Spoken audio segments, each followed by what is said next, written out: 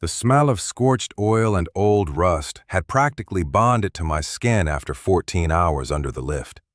My hands were stained so deep that the soap in the garage hadn't even touched the grease in the creases of my knuckles. I just wanted to feel the hum of the water heater and the heavy, familiar weight of my own bed. The key stuck. I tried again, thinking the Ohio humidity had swollen the wood of the doorframe. I jiggled the brass handle, then forced it, but the mechanism didn't even click. It was dead. Static. I looked closer at the keyhole. The hardware was new, polished, mocking, and completely foreign. A heavy boot crunched on the wet gravel behind me. I didn't have to turn around to feel the shift in the air. The strobe of a cruiser's light bar, though turned off, caught the drizzle in a dull, flickering gray. "Mr. Miller?" The voice was flat, practiced. I turned to find an officer holding a manila envelope. He didn't look at me like a citizen. He looked at me like a spill that needed to be contained. He held out the paper. "You've been served with a temporary restraining order. You have 5 minutes to gather a single bag of essentials. I suggest you don't make this harder than it already is." The paper felt like ice in my hand. Before I could find my voice, the deadbolt on the other side slid back with a metallic snap. Kate stepped onto the porch. She wasn't disheveled or crying. She was wearing that soft cream sweater I'd bought her for Christmas, looking perfectly composed against the backdrop of my living room. Then, a shadow moved behind her. Stephen. Our __quote_0__ from the country club, standing there with his hands in his pockets like he already owned the floorboards I'd laid myself. "Caleb, don't look at me like that," Kate said.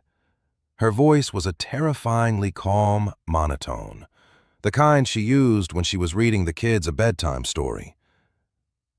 "Caleb, look at yourself. You're a ghost. You come home, you don't eat, you don't talk, you just smell like a goddamn refinery. The kids are scared to even make noise when you're home. I'm done living in a funeral home. This is for your own good. I was at the shop, Kate. I was working for us," I managed to rasp. My throat felt like I'd swallowed a handful of dry sand.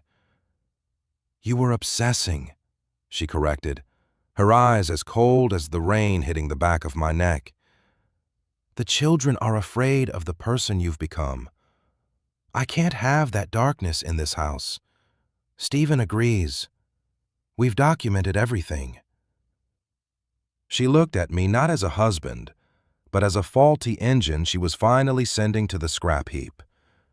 I looked at the house, the warm glow of the kitchen light where my kids were probably wondering why Daddy was standing in the mud. I realized then that the locks weren't the only things she'd been changing while I was under those cars. She'd been rewriting my entire life into a horror story, and I'd just been handed the final page. The concrete floor of the garage office didn't care about my aching spine. I laid there, staring at the underside of a rusted workbench, the smell of degreaser and old cigarette smoke filling my lungs. This 4x4 box was my world now. My bed was a stack of flattened cardboard boxes, my pillow a grease-stained hoodie. Outside, the Ohio wind rattled the corrugated metal siding, a hollow, mocking sound that echoed the emptiness in my chest. 5 years ago, the noise was different. It was the frantic scratching of my pen on overtime sheets at 3 in the morning. I remember the way my vision would blur as I pulled double shifts, taking the jobs no one else wanted, scrubbing out charred engines, welding frames in the suffocating July heat until my skin blistered. I did it so Kate could finish her master's. I did it so we could afford that house with the wraparound porch in a neighborhood where the lawns looked like velvet. I remember coming home with hands so cracked they bled into the sink, and she'd kiss my forehead, whispering that we were building a kingdom. I didn't realize I was just the laborer. Stephen was the one she'd picked to be the king. A notification chimed on my cracked phone screen, a video call request. My heart performed a jagged stutter. When the screen flickered to life, I didn't see my children's smiles. I saw their hesitation. They were sitting on our sofa, the one I'd paid off in 6 installments, and their eyes kept darting to someone behind the camera. "Hey guys, Daddy misses you so much," I said, trying to keep the tremor out of my voice.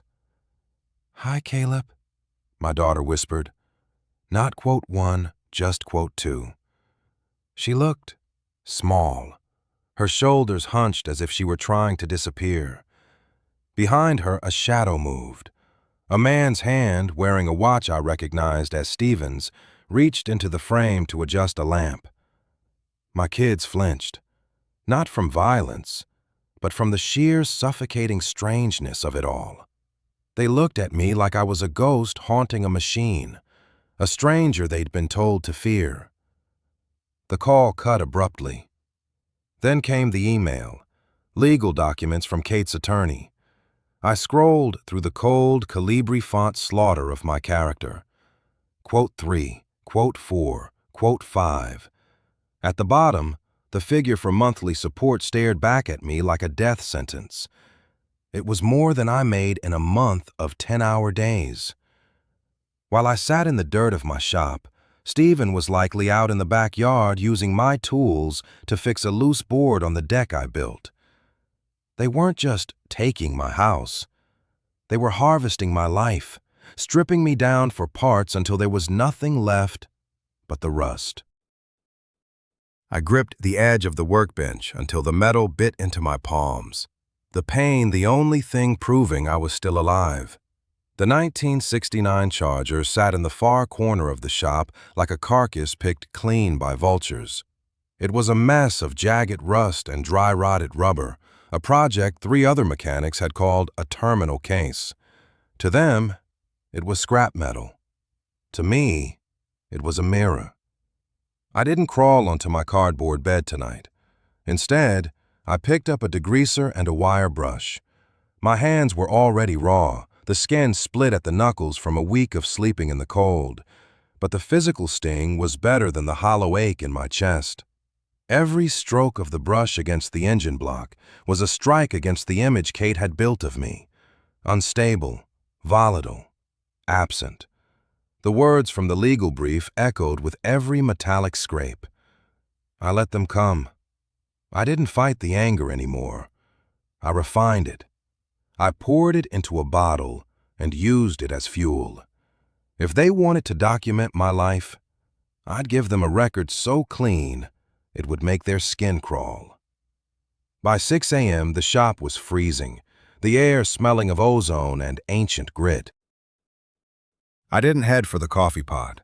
I drove to the court-mandated therapy session. I sat in a plastic chair that groaned under my weight, my back straight, my expression as unreadable as a slab of granite. The therapist, a woman with tired eyes and a pen that hovered over her notepad, looked for a crack. She wanted the quote 6 Kate had described. She wanted the quote 7. "How does it make you feel, Caleb, knowing Stephen is in your home?" she asked, her voice a soft trap. Underscore underscore quote underscore 16 underscore underscore. I didn't mention the bile rising in my throat or the way I wanted to put my fist through the drywall. I gave her nothing but calm, methodical logic. I signed the attendance sheet with a steady hand and walked out. Back at the garage, the Charger was waiting. I stripped the fuel lines. I purged the gunk from the cylinders. Between the heavy lifting, I dropped to the concrete and did push-ups until my vision blurred and my triceps screamed. I needed to burn away the laborer Kate had discarded. The owner of the Charger, a man who dealt in high-stakes restoration and had more influence in this county than a dozen Stevens, walked in late that evening. He looked at the progress, the gleaming valves, the organized bolts, the sheer discipline of the workspace. "They told me this car was dead, Miller," he said, rubbing a thumb over the polished chrome. "Nothing is dead if the core is still solid," I said, wiping the grease from my palms. "It just takes someone who isn't afraid to get their hands dirty to find what's left of the engine." I wasn't just fixing a car. I was calibrating a weapon. And for the first time since the locks changed, I wasn't the one being hunted. I was the one deciding exactly how the restoration would end. The mahogany doors of the Franklin County Courthouse didn't creak. They swung with a heavy, expensive silence that felt like a guillotine blade sliding into place. For 3 years, those doors were the borders of my life. I sat at the defense table, my back a straight line of rigid, unforgiving vertebrae. I wore a suit that cost more than the first 3 cars I'd ever restored, charcoal wool, sharp enough to cut. Beside me sat Marcus Thorne. He didn't look like a lawyer. He looked like a predator in a 3-piece vest, a man who built his reputation on the broken ambitions of ___, quote, _10__, socialites. Across the aisle, Kate was performing. It was a masterclass in calculated fragility. She leaned into Stephen, dabbing at her eyes with a lace handkerchief that I had likely paid for. Stephen looked different now. The polished sheen of the man who had stolen my life was cracking. There was a twitch in his jaw, a tightness around his eyes that hadn't been there when he was standing on my porch. Litigation is an expensive hobby, and as the months turned into years, my excessive child support payments were being swallowed by Thorne's counterfilings instead of their weekend getaways to the vineyard. "My client is a pillar of the automotive restoration community." Thorne's voice hummed, a low vibration that seemed to rattle the pins on the judge's bench. "He hasn't missed a single court-mandated therapy session in 36 months. He's working 80 hours a week, building the most respected custom shop in the tri-state area. He didn't just survive the divorce. He outworked everyone who said he was ___, quote, _12__. Kate looked at me, waiting for the flash of anger she used to trigger so easily. I gave her nothing. I didn't look at her with hate. I looked at her with the clinical detachment of a mechanic inspecting a part that was too warped to salvage. Outside the courtroom, my name was becoming a brand. The Miller method wasn't just about engines anymore. It was about the obsessive, quiet discipline of a man who had been stripped to the studs and rebuilt himself with reinforced steel. As we adjourned, I caught Stephen's reflection in the glass trophy case in the hallway. He was snapping at Kate, his hand gripping her elbow just a little too hard. The money was drying up, and the ___, quote, _14__, Kate had accused me of was finally finding a home in the man she'd chosen to replace me. I adjusted my cufflinks, the weight of the silver solid against my skin. The long game wasn't about winning a sprint. It was about watching the engine you replaced eventually seize up and smoke while you cruised past at a steady, lethal idle. 5 years is a lifetime in the world of high-performance machinery, and even longer when you're rebuilding a soul from scrap. I stood in my kitchen, the silence of the house thick and expensive. The walls were glass and polished concrete, materials that didn't rot, didn't lie, and didn't hold the scent of old betrayal. Outside, the Ohio morning was a bruised purple, the mist clinging to the valley like a shroud. I watched the steam rise from my coffee, my hands steady. The grease was long gone from under my fingernails, replaced by the invisible callus of a man who had survived a clinical assassination. My phone buzzed on the Caesar stone counter. It wasn't a legal threat or a panicked summons. It was a photo from my daughter, a picture of her straight-A report card and a simple text. "Can't wait for the weekend, Dad. See you at 5. I felt a ghost of a smile tug at my mouth. Joint custody hadn't been a gift. It was a conquest. I had fought for every Saturday, every school play, every silent car ride where I had to prove, inch by agonizing inch, that I wasn't the monster Kate had scripted me to be. Now, they didn't flinch when I walked into a room. They didn't look at me like a ghost in the machine. They saw the foundation. A different notification flickered, a news clip from the local business journal. Stephen Vance ousted from firm amid financial discrepancies. The peacock had finally run out of feathers. I had watched it from a distance, the slow-motion car crash of a man built on credit and arrogance. Without my sweat to fund their lifestyle, the rot in their house had moved from the floorboards to the marrow. I'd heard the rumors through the grapevine, the shouting matches that echoed across the velvet lawns of their neighborhood, the mounting debt, the way Stephen's hand gripped a glass of scotch instead of a steering wheel. He was losing his job, his status, and his grip. Kate had traded a rock for a shadow, and the shadow was disappearing now that the sun was going down. I set the coffee down and looked at my reflection in the dark glass. I didn't see the broken mechanic shivering on a cardboard bed anymore. I saw a man who had played the long game and won by simply refusing to break. The facade hadn't just crumbled, it had vanished, leaving me standing in the wreckage of their making, finally, devastatingly whole. The air in the high school gymnasium smelled of floor wax, cheap floral perfume, and the suffocating heat of 500 bodies. It was a soundscape of frantic chatter and folding chairs scraping against polished wood. But to me, it was just white noise.